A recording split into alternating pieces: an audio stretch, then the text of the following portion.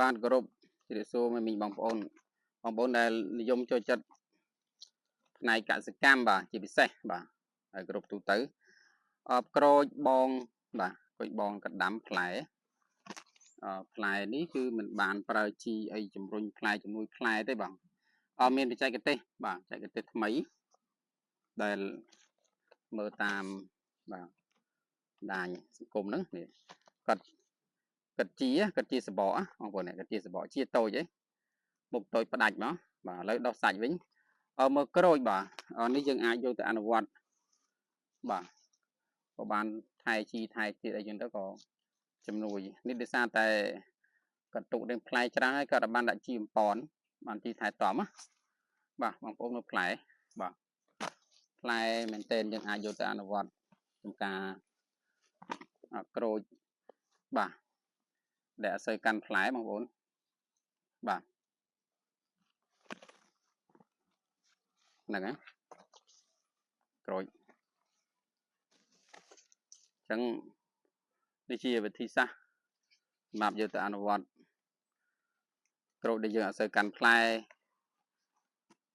ខ្ញុំមិនដឹងថាអាចយកទៅអនុវត្តប្រភេទដំណាំអីខ្លះបានទេតែយើងអនុវត្តទៅលើ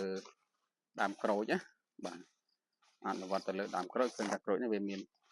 កាន់ផ្លែបាទគឺកាន់ផ្លែច្រើនបាទដូចនេះអីគាត់ជាសបកកាត់សបកផ្ដាច់ទូចទេបាទ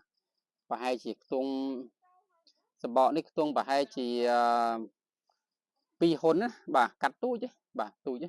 ជាផ្ដាច់មកយើងធ្វើនឹងពេលដែលយើងចាប់ដើមដាក់ទឹកដាក់អីវាទៅហើយជាសបកវាមកអញ្ចឹងវាចាប់ដើមចេញផ្កាវាចេញផ្កាចេញផ្លែមកវាកាន់បាទជូនមើលម្ដងទៀតបាទមើលម្ដងទៀតតែកទេសមែនតើទៅគាត់មើលពីបងប្អូននិស្សិតដែលគាត់ទៅរៀននៅអ៊ីស្រាអែលអញ្ចឹងគាត់ធ្វើបទបង្ហាញអញ្ចឹងបងគាត់ក៏យកមកអនុវត្តអញ្ចឹងឃើញថាអនុវត្ត2ឆ្នាំអញ្ចឹងឃើញកាន់ផ្លែបាទកាន់ផ្លែហ្នឹងហើយបងគាត់ប្រាប់ថាអត់បានដាក់ជីទេ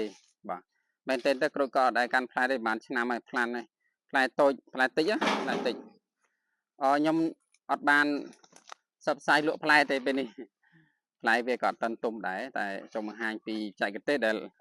យើងដាំទៅហើយវាកាន់ផ្លែបាទឃើញជីបងប្អូនជួយមើលអានេះគាត់ជាឆ្នាំទៅបាទគាត់ជាឆ្នាំទៅនេះគាត់ជាឆ្នាំនេះបាទនេះជាឆ្នាំទីនេះនេះគាត់ជាឆ្នាំមុនបាទហ្នឹងហើយអញ្ចឹងវាអត់ប៉ះពាល់ក្រូចយើងទេបាទហ្នឹងហើយអញ្ចឹងបងប្អូនអាចយកទៅអនុវត្តផ្លែច្រើនបាទផ្លែច្រើនមកដើមនេះ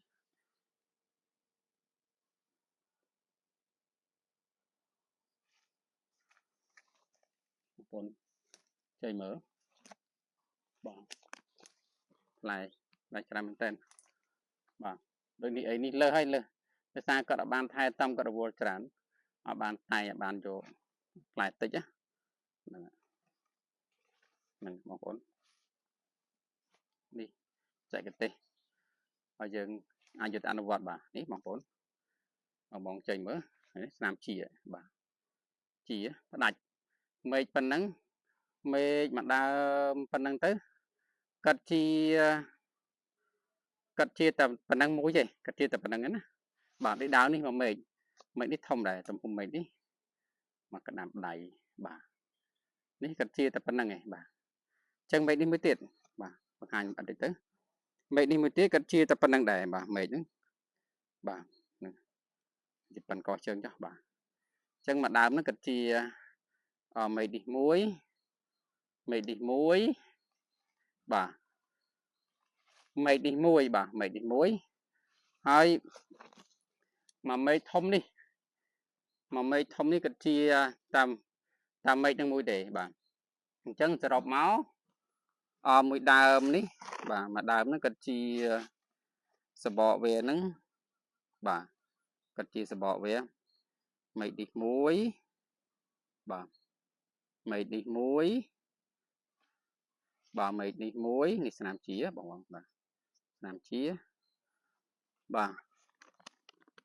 នឹងមេឃនេះមួយអញ្ចឹង4មេឃ 4 មេឃឃើញថាផ្លែខ្លាំង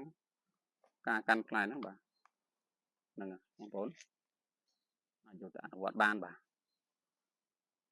អរគុណបាទអរគុណជម្រាបលាបងអរគុណ